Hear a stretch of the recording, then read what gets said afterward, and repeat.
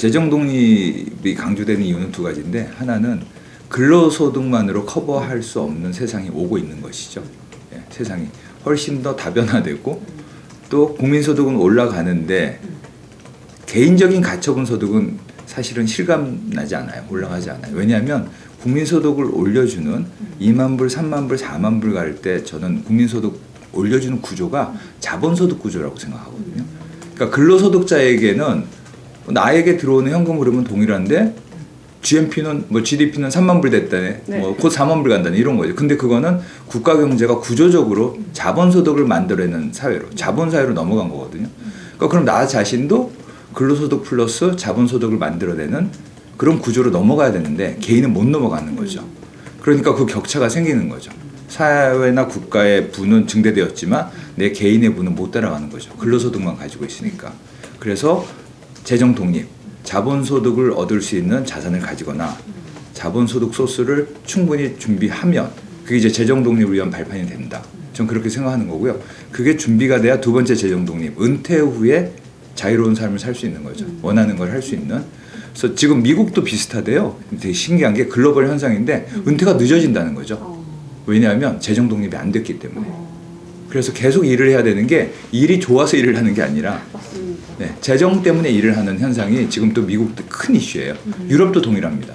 그러니까 꼭 이게 제 생각에는 한국만의 이슈는 아니고요. 글로벌한 화두 중에 하나입니다. 왜냐하면 글로벌하게 선진국 대열에 있는 국가는 자본소득이 많이 증가해서 명목상 GDP는 되게 높은데 개인의 가계소득은 증가하지 않았어요. 전 그래서 재정 독립이 필요하다라는 말씀을 드리는 거죠. 네, 저는 각 단계별로 다른데 초년, 중년, 장년으로 치면 제가 5things라는 걸 얘기하는데요. 네. 20대는 투자를 스타팅하는 거고요. 스타팅 시작한다. 그다음에 30대는 틸팅 계속 조금씩 바꿔보는 걸 하는 거죠. 그러니까 20대, 30대 초년은 스타팅을 해서 조금씩 수정해보는, 마치 자동차 핸들의 스티어링 휠을 내 몸에 맞게 바꾸고. 왜냐하면 내 성향을 모르거든요. 학교 다닐 때의 공부 성향하고 투자 성향하고 업무 성향은 달라요. 이 투자에 대한 내 성향을 이해하는 것, 그리고 내 주변에 있는 사람들의 환경, 이런 것들을 이해해서 나에게 맞는 투자 성향을 찾고 투자 대상을 찾는 게 틸팅이에요. 그게 초년에 많이 해야 될 일이죠. 그거는 뭐 물론 젊으니까 여유 자금도 많지 않으니까 그냥 소액으로 계속 투자하면서 훈련하는 거죠. 그게 전 틸팅이라는 관점이고요. 그 다음에 이제 초년 다음 단계는 이제 40대 정도라고 생각해 보면 40대에서 네, 50대. 맞습니다. 그때는 투자 전략을 본인이 설정할 수 있는 신념이 있어야 되는 거죠. 틸팅 과정을 통해서. 그때 이제 저는 약간 공격적인 단어인데 이게 갬블에 쓰는 단어가 아닌 그냥 배팅. 한 번은 내가 이제 내 운을 거는 거죠. 근데 그 운을 거는 게 퓨어 럭이 아니라 계산된 운이라고 저는 말씀드리고 싶은 거죠. 계산된 운에 내가 충분히 신념을 가지고 내 전략을 갖고 두 번, 세 번, 네 번 시도해보는 거죠. 그게 이제 40, 50대 하는 배팅. 그게 초년 다음에 해야 되는 일이고요. 그 다음에 이제 중년 넘어가서 장년으로 갈 때 이제 50대는 저는 이제 피보팅인 것 같아요. 그러니까 이때까지 내가 해왔던 일에서 업도 그렇고 업무도 그렇고 뭐 자기 일도 그렇고 직업도 그렇고 뭐 돈도 그래요. 피보팅은 이렇게 바꾸는 게 아니라 이렇게 바꾸는 거죠. 이렇게 도는 걸 피보팅이라고 하죠. 그러니까 구조적 점검을 한번 해야 되는 거죠. 내가 이때까지 해왔던 게, 예를 들면 자기 자가 주택이나 아파트를 소유한 사람도 심각하게 생각해야 되는 거죠. 내가 이걸 계속 보유하고 갈 것이냐, 또는 유동화해서 수익성 자산으로 바꿀 것이냐. 사실 내가 깔고 있는 시가는 높지만 이 주거 공간이 나에게 현금을 주진 않잖아요. 그럼 내가 어떻게 이거를 유동화해서 새로운 투자 자금으로 바꿀 것이냐, 또는 안전자산을 얼마나 확보할 것이냐, 이런 게 저는 피보팅의 컨셉이라고 생각하는 거죠. 그러니까 초년에 해보는 훈련하고 완전 다른 거죠. 그래서 초년에는 좀 위험자산을 연습한다고 치면 중년이 넘어서면 안전자산에 일단 한 70%를 넣고요. 30%를 가지고 내가 쌓은 경험과 네트워크를 활용한 이제 공격적 투자를 하는 게 맞겠죠. 그래서 기본적으로 전략적 자산 배분이라고 하는데, 그걸 전략적 자산 배분의 스타일이 바뀌어가는 거죠. 그게 피보팅이고요. 그게 이제 작년에 해야 되는 거고, 그 다음에 이제 은퇴 후에는 전 네스팅이라고 생각해요. 이제 둥지를 틀고 이제 뭐 어떻게 보면 내 삶을 좀 즐겁게 살아야 되잖아요. 예. 그거 이제 네스팅. 그리고 제가 받은 게 있다면 돌려줄 생각도 해야 되고. 그래서 스타팅, 틸팅, 배팅, 그 다음에 피보팅, 네스팅. 그래서 제가 지었는데 5 things. 근데 그게 꼭 투자뿐만 아니라 제 생각에는 그 커리어에도 되게 적용된다고 봐요. 예. 그래서 뭐 그냥 그런 관점이죠. 예. 저는 이 부분이 매우 중요한 단계라고 생각하고요. 적극적 네트워킹을 하고 매핑을 하는 건데요. 왜냐하면 대부분의 투자를 할 때 보면 신뢰할 만한 소스나 검증된 소스보다는 그냥 지인 관계예요. 저도 그렇고요. 저도 30대 손실봤던 사례가 다 그런데요. 그러니까 지인과 전문가는 다른 거죠. 그걸 착각하는 경향이 꽤 있고요. 그 다음에 최근에는 투자 대상이 굉장히 다변화되고 있어요. 그 다변화된 투자 대상을 즉 제가 아는 사람이 부동산 전문가다. 근데 이 사람이 주식을 자문해 줄 수는 없어요. 제가 아는 사람이 주식을 잘하는 사람인데 이 사람이 펀드를 자문해 줄 수는 없어요. 그러니까 투자 대상의 섹터가 나누어져 있는데 그걸 잘 아는 사람들이 각기 다른 거죠. 그래서 적극적 네트워크를 쌓는 게 엄청 중요하다고 저는 생각을 해요. 제가 이제 30대 초반에 사실 손실을 많이 봤어요. 부동산에서 손실, 주식에서 손실, 예, 뭐 누구한테 돈을 빌려줬다가도 손실, 뭐 이렇게 손실을 봤는데 그 다음에 제가 했던 게 투자를 성공한 사람들을 적극적으로 만났거든요.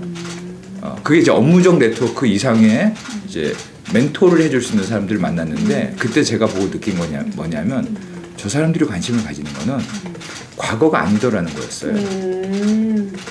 60이 넘고 70대가 되신 투자를 통해서 큰 거부가 되신 분들은 다 똑같이 저한테 질문하시는 게 뭐냐면 제가 30대 후반인데 그래서 미래는 뭐가 잘 될 것 같아? 지금 기술 중에 미래 5년 후에 가장 좋은 게 뭐야? 이런 질문만 하세요. 그래서 제가 느꼈어요. 이 사람들은 이렇게 하는구나. 이제 그게 이제 네트워크의 중요성인 거죠. 그래서 저는 그런 분들께 또 거꾸로 어떻게 투자하셔서 성공하셨습니까? 많이 물어봤거든요. 그러니까 그게 이제 네트워크를 했을 때 내가 얻을 수 있는 건 거죠. 그래서 적극적으로 네트워크를 해야 되는데 어떤 거냐면 내 개인적인 취향에 따라서 네트워크하면 안 돼요.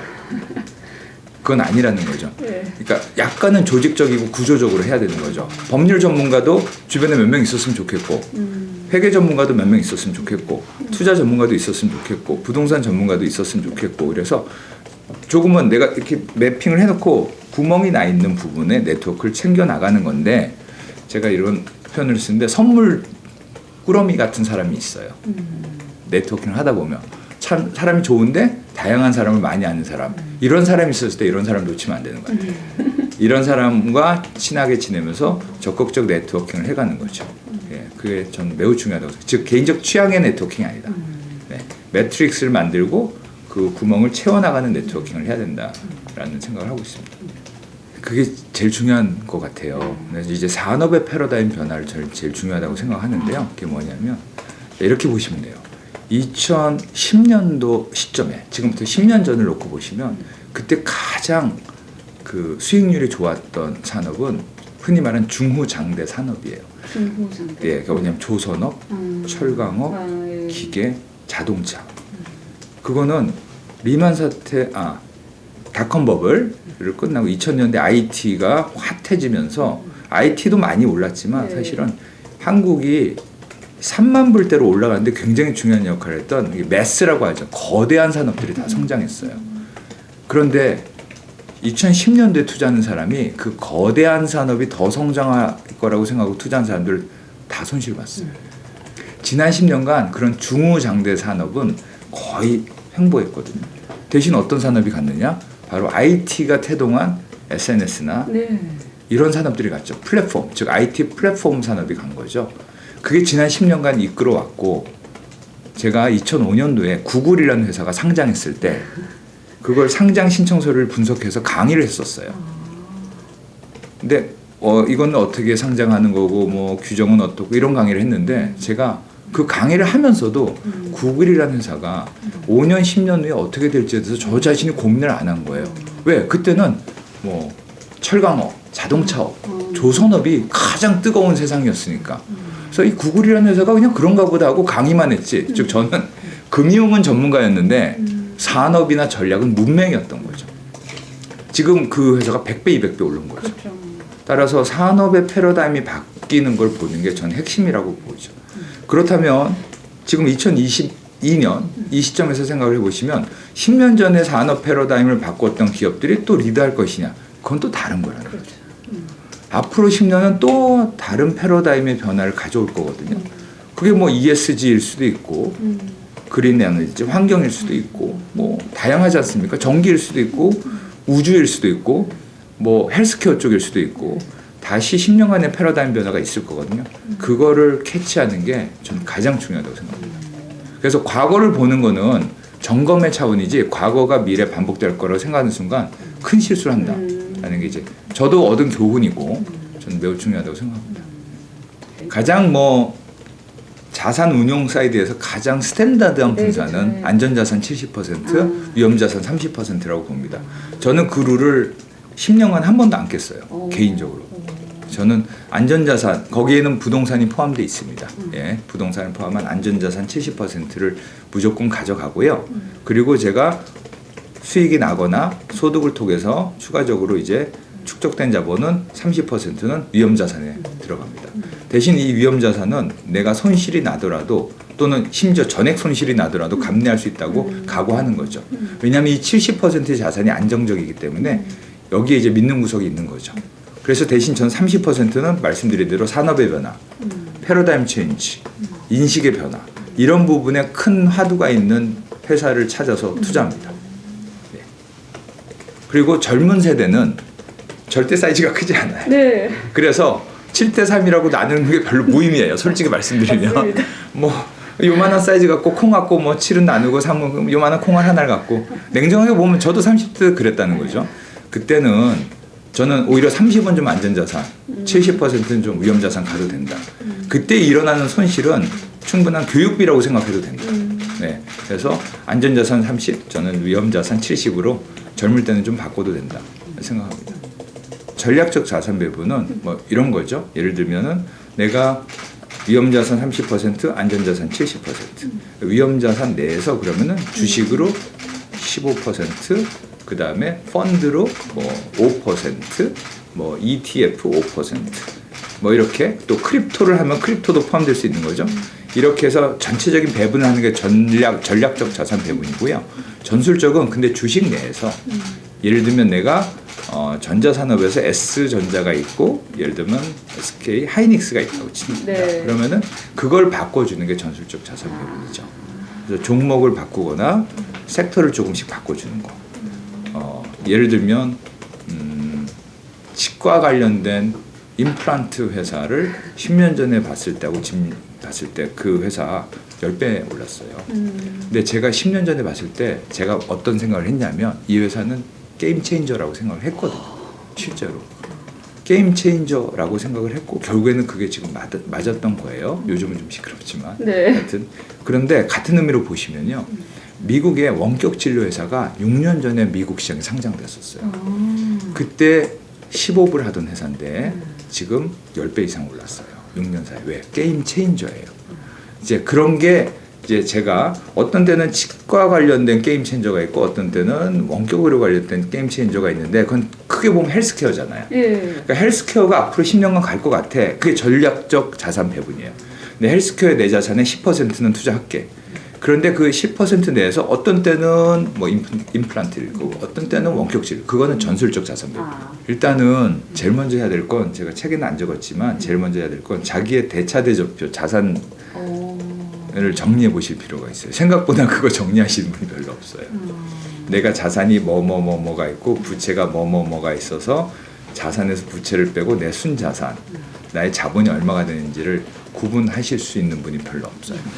그리고 그거는 최소한 분기에 한 번씩은 본인이 만들어 보셔야 돼요. 일단 그게 시작이에요. 그러고 나면 내가 자산이 어떻게 구성되어 있고 어떤 부채가 있는데 부채는 어떻게 정리하고 자산은 어떻게 키워야 되겠다라는 이제 현실적인 감이 오거든요. 그걸 가지고 내가 투자 계획서를 짜야 돼요. 그 모든 투자 운용 기관은 투자 계획서가 있어요. 투자 계획서가 있어야 전략적 자산 배분을 할 수 있고 그 다음에 전술적 자산 배분을 하는 거거든요. 그래서 투자 계획서는 뭐 나는 어느 정도 수익을 내고 싶어. 내 자산이 예를 들면 뭐 5천만 원이야. 그럼 내가 올 한 해 동안은 꼭 10% 수익을 냈으면 좋겠어. 5천만 원이 5,500만 원이 됐으면 좋겠어. 목표 수익률을 정하고 근데 내가 성격이 어때? 나는 위험한 걸 좋아하나? 안전한 걸 좋아하나? 라는 나 자신을 파악해서 내가 참을 수 있는 위험에 대해서 판단하셔야 돼요. 내가 위험한 걸 너무 싫어하는 사람인데 주식을 하고 나면 밤에 잠이 안 오죠. 네. 그럼 나한테 안 맞는 거예요. 네. 근데 나는 조금은 지금 상황을 보면은 내 자산 상황을 보면 이 자금은 좀 위험하게 가도 돼 라고 하면은 위험한 자산에 넣어도 되는 거죠. 그렇게 해서 자기가 할 수 있는 위험을 감내할 수 있는 자산의 폭, 자산의 종류 그리고 목표로 하는 수익률 정도는 최소한 매년 정하시는 게 중요해요. 그리고 그거를 분기에 한 번 정도 자꾸 체크해 보시는 거죠. 그게 이제 가장 중요한 투자 계획서예요. 그렇게 생각하고 내가 갖고 있는 자산을 보면 내 자산이 맥락 없이 가져간 거냐 또는 계획 안에 들어와 있느냐를 볼 수 있어요. 제가 최근에 후배들 만나서 밥을 먹다 들었는데 30대 중반이었거든요. 네. 주식을 몇 개 갖고 있는데 물어봤더니 그 주식의 종류가 전혀 계획이 없어요. 그래서 이 주식은 왜 샀냐? 했더니 친구가 갖고 있길래 샀다. 이 주식은 왜 샀냐? 어디서 추천하길래 샀다. 종목 4개를 제가 봤더니 종목 4개의 주식을 포트폴리오를 구성한 이유가 명쾌하지 않아요. 그거는 본인의 투자 계획서가 없기 때문이죠. 예. 투자 계획서를 쓰다 보면 올해는 뭐 NFT가 좋을 것 같은데 메타버스가 좋을 것 같은데 라고 해서 내가 메타버스에 관련된 투자를 해보겠다. 이게 투자 계획서예요. 예. 부동산이 주거용 부동산은 하락할 것 같은데 대신 임대용 부동산을 오피스텔 차원에서 해볼까? 그럼 그게 투자 계획서예요. 그걸 본인이 계획을 세우고 액션을 하는 거하고 한 달, 2달 사람들하고 만나다가 맥락 없이 무계획적으로 액션을 하는 거는 하늘과 땅 차이라는 거죠. 네. 성공 사례로 말씀을 몇 개 드리면 이렇게 말씀드릴 수 있을 것 같아요. 제가 했던 맥락에서 연결되는 게 좋을 것 같으니까 여기에는 안 들어가 있는데 네. 제가 좀 업데이트된 성공 사례를 말씀드리면 최근에 미술품 시장이 뜨겁잖아요. 네, 미술품 시장이 뜨거운데 사실은 이 미술품 시장은 전문가의 영역이었어요. 그렇죠? 콜렉터들, 수집가들이거나 안 그러면 고액자산가들이 투자를 하는 영역인데 최근에 어떻게 됐냐면 MZ세대가 미술품에 투자하기 시작했어요. 그건 왜 그런가 보면은 MZ세대들이 선진국에서 태어난 세대예요, 사실은. 저는 386이라고 치면 60년대생들은 뭐 후진국에서 태어나서 청년을 중진국에서 보내고 이제 중년이 되면서 선진국으로 넘어가는 세대죠. 그러니까 저의 사고는 중진국 사고인 거죠. 그래서 그림 미술품을 그게 그 비싼 걸 이렇게 생각하죠. 하지만 MZ세대는 아니죠. 중진국에서 태어나서 선진국에 진입할 단계의 청년 세대를 보냈기 때문에 이 사람들은 미국에 있는 젊은이하고 차이가 별로 없어요. 지금 무슨 얘기냐? 미술 작품을 바라보는 눈이 되게 높아요. 그리고 되게 비주얼한 환경에서 살았잖아요. SNS도 그렇고 뭐 다 그렇잖아요. 그래서 제가 이제 말씀드리는 포인트는 그게 이제 맥락을 파악하는 거거든요. 미술품 시장을 젊은이들이 투자하겠구나 라는 거를 인지한 사람들이 있어요. 그런데 그걸 가능하게 하는 티핑 포인트가 있어요. 그게 뭐냐면 블록체인이었던 거죠. 5년 전에 블록체인이 나왔을 때 블록체인이 이게 뭐 거래 관계를 잘 정리한다 그렇게만 이해하는 사람하고 그러면은 평상시에 거래 관계를 정리하기 힘든 부분들을 해결할 수 있겠네. 미술품이 그래요. 미술품을 샀는데 10명이 같이 샀으면 친구끼리 뭐 약조를 맺어서 계약을 쓸 수도 있지만 그걸 블록체인으로 서로의 소유 관계를 분리해낼 수 있다는 아이디어를 접목하게 돼요. 그래서 블록체인이라는 기술이 미술품을 공동 소유하는 걸 가능하게 하고 MZ세대가 미술품을 공동 소유하는데 저항감이 없는 거죠. 저항감이 없는 거죠. 왜 이 친구들은 공유 경제에 너무 익숙하잖아요. 식사를 해도 다 더치페이 하는 거고 뭐 심지어 6,500원, 7,500원을 나눠서 더치페이 하는데 익숙한 거예요. 그 문화가. 그래서 이 미술품 공동 투자라는 산업이 지난 2, 3년 사이에 급속도로 발전한 거죠. 그리고 몇몇 사람들이 이런 데 투자를 해서 많은 수익을 냈거든요. 이제 이런 것들이 되게 좋은 사례예요. 그러니까 기술이 변해가고 있고 사람들의 소비 패턴이 달라지고 있는데 그거를 해결할 수 있는 플랫폼이 나온다라는 걸 인지하고 투자하는 것. 그게 좋은 성공 사례인 거죠. 예. 실제로 그 재무 여러 논문이나 오래된 논문들도 다 똑같은데 산업을 분석하고 투자한 경우가 전체 포트폴리오의 투자 성과의 70%를 설명해요. 종목을 잘 고르는 거는 내 성과의 30%밖에 설명이 안 돼요. 그래서 산업을 공부하는 게 훨씬 더 중요해요. 산업을 공부하고 이 산업이 향후 10년간 5년간 큰 대세가 될 산업이다라고 하면 저라면 종목은 안 사고 산업 ETF를 그냥 사고 말 것 같아요. 내가 그걸 열심히 종목을 공부하면 자, 종목을 공부할 때 나오는 리스크가 뭔지 아십니까? 종목은 좋은데 그 종목에 있는 개별 리스크를 내가 막아낼 방법이 없어요. 네. 맞아요. 현금 유용 사건 어떻게 막으실 건데요? 네. 네. 못 막아요. 그럴 바에 헬스케어 ETF를 사는 게 맞는 거죠. 그래서 개인이 관리할 수 있는 위험이 있고 관리할 수 없는 위험이 있어요. 그래서 기본적으로 펀드를 구성해서 운용하는 펀드에 들어갔을 때는 내 개인의 위험보다는 포트폴리오가 관리가 되기 때문에 안전하고, 대신 저는 어느 산업에 포트폴리오를 가는지에 더 고민하는 게 맞는 거죠. 그래서 종목을 찾다 보면 숲에 가서 나무 갖고 잘못된 물가에 가는 거고요. 어느 숲에 들어가는 게 맞는지를 판단하는 게 좋아서 산 위에서 숲을 바라보는 느낌이 훨씬 더 중요합니다. 정말 투자 잘하시는 분들은 산업을 훨씬 더 열심히 봅니다. 산업 세미나 정말 열심히 참석하죠. 종목에 관심이 별로 없어요. 네, 맞습니다. 그 지금부터 10년 전에도 굉장히 유망했다고 하는 산업들이 있었는데 성공하지 못한 산업도 있고 성장하지 못한 산업도 있고 크게 성장한 산업도 있거든요. 그런 것 같아요. 미래 기술이라는 것, 미래 성장 산업이라는 게 지금 많이 화두에 오르고 인구에 회자되잖아요. 투자가 들어가잖아요. 약간 이런 느낌이에요. 집적돼서 어느 순간 터지는데 거기까지 최소한 3년, 5년의 시간이 걸려요. 예. 그래서 이런 느낌이죠. 테슬라 보시면 그렇죠. 전기차 얘기 나온 지는 오래됐거든요. 5년, 6년 전에 나왔는데 전기차라는 컨셉이 주가에 폭발적으로 가격에 반영된 건 지난 2년 사이예요. 이게 뭐냐? 이제 기술자에게 물어보면, 과학자에게 물어보면 전기차 개념은 좋은데 해결 안 된 게 너무 많아. 다 이렇게 얘기하죠. 사실이었고요. 5년 전, 6년 전에는. 그런데 응집되는 그 시간과 기술과 돈이 들어가기 시작하면 3년, 5년 사이에 해결되지 못하는 게 너무 많아가 다 해결돼요. 그러면서 사람들 사이에 이거 제대로 되겠네 하는 때부터 폭발해요. 대부분의 신기술, 미래 기술은 대부분 다 이 스타일을 따르죠. 같은 의미로 SNS 회사들도 다 비슷했어요. 그거 그렇게 되겠어? 라고 생각했지만 어느 순간 폭발하죠. 우리나라에 있는 SNS 회사도 그렇죠. 어느 순간 폭발하죠. 그러니까 신기술이 어떤 것들이 있고 어떤 게 회자되는지 먼저 아는 게 중요하고요. 내가 알고 나면 섣부르게 바로 행동하지 마시고 2년, 3년을 그 기술을 계속 보시는 거예요. 그래서 계속 보다 보면 이게 느낌이, 여기는 이제 응축된 힘이 터질 때가 온다라는 느낌이 딱 와요. 그 투자 잘하시는 분들은 그 느낌을 받는 거죠. 그럼 그때 많이 투자하죠. 제가 본 투자 성공하신 분들은 다 그 방식을 쓰세요. 그러니까 처음에는 인지하고 이런 표현이 맞을까요? 간을 본다? 조금씩만 소액 투자를 해서 내가 관심을 기울이고 보고 있어요. 그리고 나서 보면 반대 의견, 찬성 의견 막 갑론을박인 거죠. 예. 계속 그 갑론을박이 가요. 하지만 중요한 거는 큰 방향성상 계속 투자가 이루어지고 있는 거죠. 투자가 이루어지고 있다가 마치 사람이 공부를 책을 10권 봤을 때보다 100권을 보면 물리가 트인다고 하는 것처럼 이제 물리가 트이는 거죠. 그 산업이 물리가 딱 트이면 그때를 딱 캐치하는 거.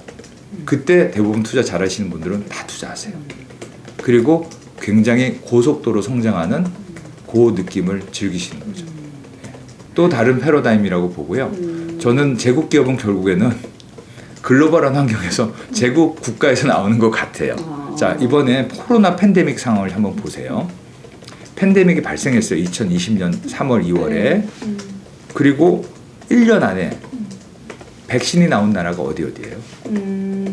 미국, 영국, 독일도 나왔어요. 왜냐하면 파이자가 각 백신의 원천 기술은 독일의 바이오엔텍이거든요. 독일, 스위스. 이 네 나라만 백신이 나왔어요. 일본 못 나왔어요. 이게 무엇을 의미하느냐라는 거죠. 그러니까 과학기술의 발전은 일본도 높지만 제약 선진국이거든요. 심지어 프랑스도 못 나왔어요. 5년을 주면 다 나와요. 예. 그런데 1년이라는 짧은 시간 안에 이런 위기 긴급 상황에 백신을 낼 수 있었던 나라의 과학기술은 다른 거죠. 그게 산업의 그 능력이 다른 거죠. 그리고 치료제 또 이번에 2년 만에 나온 나라 어디예요? 또 미국이죠. 그렇죠. 예, 몇몇 나라 물론 이제 중국하고 러시아가 나왔어요. 네. 인도도 나왔어요. 하지만 그 글로벌 주류에 들어간다고 보기는 어려운 거거든요. 예. 그런데 그럼 왜 그들이 글로벌 주류에 못 들어갔냐? 스탠다드 세팅을 하는 나라가 미국이기 때문에. 그래서 미중 양강 전쟁의 핵심이 중국 입장에서 스탠다드 세팅을 뺏어오고 싶은 거잖아요. 네. 결국에는 스탠다드 세팅을 하고 산업적 축적 지식이 높은 국가가 결국에는 위기상을 극복하는 거잖아요. 앞으로 10년도 저는 그대로 갈 것 같아요. 포스트 팬데믹의 상황은요. 네. 어떻게 되냐면 선진국은 더 강해지고 신흥성장국이나 후진국은 너무 힘들어진다는 거죠. 이미 나타나고 있는 거죠. 터키 인플레이션율 36%. 이렇게 시장에 돈을 많이 양적 완화로 풀었는데 인플레이션은 미국도 높다고 하지만 터키는 망해가는 수준의 인플레이션이 나오는 거죠. 결국엔 이런 인플레이션이 진행되고 금리가 올라가고 하면 힘든 데는 다 후진국 신흥성장국일 거예요. 그러면은 다시 흔히 말하는 글로벌 노스, 글로벌 사우스라고 하는 부유한 국가와 부유하지 못한 국가의 격차가 훨씬 더 커지는 거죠. 그러면 이런 의미는 뭐냐면 새로운 제국 기업은 이 글로벌한 나라에서 다시 나와요. 네. 그래서 요즘 서학개미라는 게 저는 되게 좋은 징조라고 생각하는 거죠. 그러니까 미국이나 이런 선진국의 주식을 보고 산업을 보는 습관을 들이는 건 저는 무조건 맞다고 보는 거죠. 왜냐하면 SNS라는 인터넷 플랫폼은 아시아의 어느 국가도 나오지 못했어요. 없지 않습니까? 물론 이제 한국을 대표하는 플랫폼, 일본을 대표하는 플랫폼이 있죠. 하지만 글로벌을 대표하는 플랫폼이 아시아에서 나왔습니까? 안 나왔죠. 중국의 알리바바 약간은 중국이 세게 밀어서 간 경향이 있지 이거를 냉정하게 아마존처럼 글로벌 플랫폼이라고 말하기는 좀 어렵습니다. 네. 결국에는 이런 글로벌 플랫폼, 글로벌 제국 기업은 제국 국가에서 나오는 거에 맞는 것 같아요. 왜 그런가 하면요. 여기서 제가 핵심 포인트는 파이자가 백신을 만들고 했는데 모더나가 백신을 만드는데 그 백신의 원천 기술이 다 어디서 나왔냐면요. 헝가리, 터키 같은 이민자 과학자의 기술이었어요. 그런 이민자 과학자들이 터키에서 연구를 안 하고 헝가리에서 연구를 안 하고 어디서 연구했느냐? 미국에서 한 거죠. 즉 제국 국가의 핵심은 전 세계에 있는 탑 탤런트들을 다 흡수해서 그들에게 돈을 주고 교육시키고 그래서 그들로부터 과실을 따먹는 능력이 있는 거고 그런 힘이 있기 때문에 제국 기업이 나오는 거죠. 그래서 뭐 다음 세대로 넘어가겠죠. 헬스케어 내에서도 다른 형태의 기업이 나올 거고요. 모더나가 대표적인 새로운 혁신 기업이었다고 봐요. mRNA 기술. 5년 전에 그 기술 어렵다고 그랬어요. 다 뭐라고 그랬냐면 저 기술 쉽지 않아. 좋은 기술인데 심지어 저 자신도 3년 전에 사고 싶었는데 기술이 상용화될까라는 걱정 때문에 제가 투자를 안 했어요. 그때 모더나를 아는 사람이 거의 없었거든요. 저는 이제 바이오 업계에 있으니까 모더나라는 회사를 알았고 이거 굉장히 흥미로운데 그런데 자신 없어서 저도 투자를 못한 거죠. 그런데 이 팬데믹 코로나가 모더나에게 더 빠른 스피드로 개발할 수 있는 무기를 준 거죠. 근데 이런 기회가 왔을 때 그걸 만들어내는 기업은 결국에는 선진국에 있더라라는 걸 부인할 수 없는 거고 물론 저희 나라도 지적재산권이나 인적자산이 이제 뛰어나니까 그쪽 섹터로 가고 있잖아요. 그러니까 중후장대한 만드는 산업이 이제 잘 안 하잖아요. 그리고 만드는 산업이 있다고 해도 주가가 10배 안 올라요. 네. 이제 그런 시대는 지난 거예요. 그러니까 투자 입장에서는 그런 잘 만드는 산업을 보는 건 무의미해요. 이제 패러다임을 바꾸는 미국 기업의 밸류체인, 가치선상에 같이 들어가 있는 기업들을 보는 게 더 중요하고 가치 사슬을 만드는 글로벌 기업을 보셔야 돼요. 그래서 저는 외국에 있는 자산에 투자하는 걸 적극적으로 환영하는 편입니다.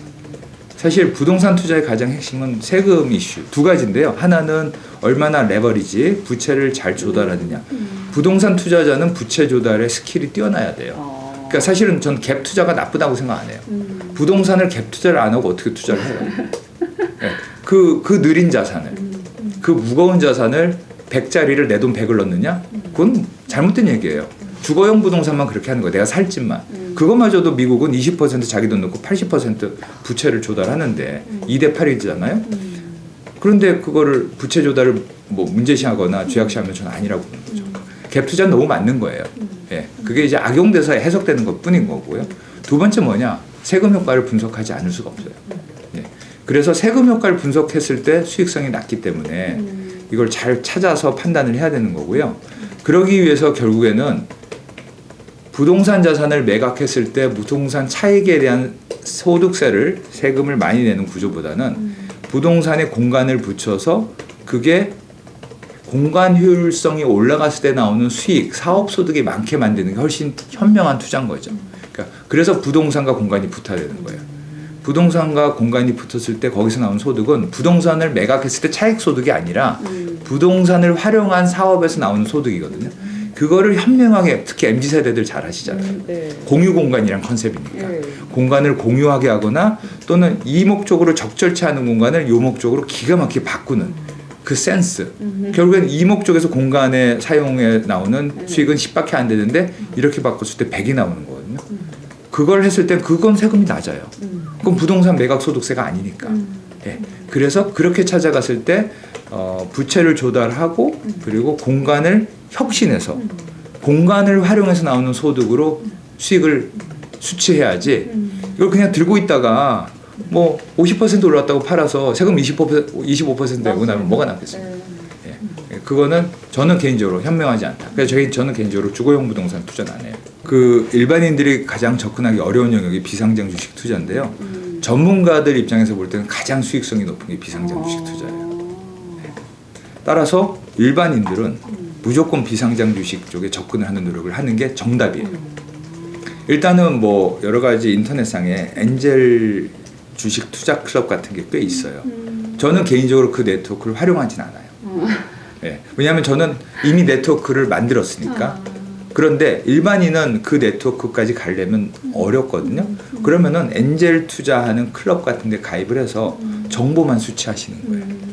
물론 이제 좋으면 투자도 하는 거죠. 근데 내가 좋다 안 좋다를 판단할 때까지 일정 시간이 필요합니다. 네, 일정 시간이 3년 5년의 시간이 필요하고요. 그걸 계속 보시는 거예요. 그리고 본인이 확신 있으면 투자하셔도 돼요. 엔젤 투자 클럽 같은 걸 통해서 개인 투자 클럽은 개인들도 액세스 접근할 수 있습니다. 접근할 수 있거든요. 해서 하면서 대신 섣부른 투자는 하지 말고 정보를 충분히 수취하고 공부를 많이 해라. 그리고 3년 5년이 지나고 나면 자기 눈이 생겨요. 그리고 나면 네트워크가 이제 다음 단계로 자연스럽게 넘어갑니다. 여기서 만난 사람들 통해서 다른 네트워크로 넘어가고 그렇게 되면 엔젤 투자 클럽에 가입해서 활동하다 보면 제일 좋은 게 뭐냐면 내가 보는 저녁 뉴스가요. 네. 다시 들려요. 전에는 그냥 뉴스였어요. 그런가 보다. 뭐 새로운 기술이 개발됐대. 근데 그런 엔젤에 대한 투자, 비상장 주식에 대한 투자에 대한 정보를 자꾸 듣다 보면 그 뉴스가 이거 내가 공부한 그건데? 내가 접한 그 회사인데? 라는 게 다시 들려요. 그래서 그냥 완전히 다른 뉴스예요. 그게 이제 한 단계 점프한 거예요. 그리고 나면 두 단계째는 내 네트워크를 통해서 그럼 저런 기술하는 회사는 어디에 있을까? 라고 해서 수소문을 하기 시작하는 게 두 번째. 거기까지 가면 투자할 수 있어요. 그러니까 사실은 어려운 건 아니에요. 내가 그 시간과 노력을 안 들일 뿐이죠. 인터넷 세상에 안 되는 건 없다는 거죠. 다 돼요. 근데 처음에 하는 게 어려운 것 뿐이죠. 그래서 처음에 한 두세 분, 세네 분이 같이 시작을 하시는 게 제일 좋습니다. 예. 그렇게 해서 가면 한 3년, 5년 고생을 하시잖아요. 저는 단언코 말씀드리는데 충분히 효과가 있습니다. 그 비상장 주식을 투자하는 예를 들면 벤처 캐피탈 이런 걸 하잖아요. 네. 벤처 캐피탈 같은 경우에 성공했을 때 수익률이 이게 일반 상장 주식 수익률하고는 상대가 안 되게 높아요. 네. 그리고 이 비상장 주식의 투자 세계는 훨씬 더 넓어질 것입니다. 왜냐하면 저희는 기본적으로 IT 기반 사회로 넘어가고 있고 모든 사람이 합쳐지는 컨버전스라고 하죠. 합쳐지는 사회로 넘어가고 있거든요. 그러면 새로운 스타트업의 기회가 계속 많이 생겨요. 그리고 MZ세대가 워낙에 똑똑해서 그런 스타트업을 계속 키워나갈 능력이 있어요. 그래서 이 세계는 훨씬 더 넓어지면 넓어지지 좁아지진 않아요. 따라서 내가 이 세계를 배관시한다거나 여긴 내가 모르는 곳이라고 하는 순간 나는 굉장히 중요한 그 투자의 대상에서 한 3분의 1 정도를 날려버리는 거예요. 그래서 자기 투자 자산의 10%를 넘기시면 안 됩니다. 절대. 저는 제 투자 자산의 10%를 절대 안 넘깁니다. 비상장 주식 투자는. 그러니까 저는 고액 투자를 하지 않죠. 네, 비상장 주식 투자는 제 전체 자산에선 1%, 2% 정도 투자합니다. 이뤄도 되는 정도의 예. 투자를 하시는 네. 거네요. 단지 그게 성공을 하면요. 상장 주식에서 뭐 연수익 20%, 30% 되게 높은 거거든요. 되게 비상장 주식은 200%, 300% 나와요. 그렇기 때문에 내 자산의 10% 미만으로 무조건 10% 미만으로 투자하시고 하지만 5개 종목 중에 하나 정도가 성공하면 그거는 10배 이상의 수익률을 주기 때문에 그래서 포트폴리오 차원에서 하시게 되는 거예요. 예. 그래서 저는 그 비상장 주식 계속 공부하시라라고 말씀을 드리고 싶고요. 2000년대 초반에 벤처 버블일 때 비상장 주식 투자 많이 하셨어요. 그런데 그때 대부분 어떻게 공부했냐?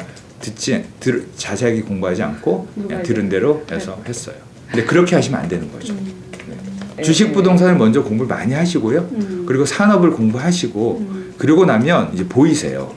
이 산업이 굉장히 좋은 산업인데 이 산업에 있는 회사들이 이렇게 상승을 했는데 내가 회사를 하나하나 고르긴 뭐하고 이 산업 내에서 봤더니 ETF가 있네. 자연스럽게 그럼 ETF를 공부하고 ETF를 공부하다 보니까 ETF가 다루는 산업이 다른 산업이 있는데 이 산업도 굉장히 매력적이네. 이렇게 자연스럽게 넘어갑니다. 왜 산업을 보다 보니까 에너지 산업이 그린 에너지 산업이 좋은데 그린 에너지 산업을 공부하다 보니까 천연가스가 있네. 천연가스를 내가 직접 투자하려니까 어려운데 천연가스와 관련된 ETF나 또는 파생 상품이 있네. 또는 구조화된 상품이라고 하는데요. 좀 안전하면서 수익을 조금 더 주는 상품들이 있거든요. 그런 상품들에 눈을 뜹니다. 그래서 단계별로 간다고 보시면 됩니다. 제가 이제 별 모양을 하나 좀 말씀드리고 싶은 건데요. 유대인의 별이라고 표현하는데 그 유대인의 별은 아니고 삼각형이 이렇게 하나 있고 그다음에 역삼각형이 하나 있다고 생각해 보세요. 하나는 이렇게 정삼각형이고 하나는 역삼각형이라고 보시면 제가 이제 설명드리고 싶은 건 바로 있는 삼각형은 저의 투자 관점이에요. 삼각형의 밑변이 넓고요. 이건 제가 투자 관점이 산만한 거예요. 20대 30대 때 그래요. 내 철학이 없는 거죠. 저는 이제 제가 저 철학이 있거든요. 저는 기술, 사람, 변화예요. 미래, 변화, 기술, 사람. 요 네 가지가 접목되지 않으면 투자 안 해요.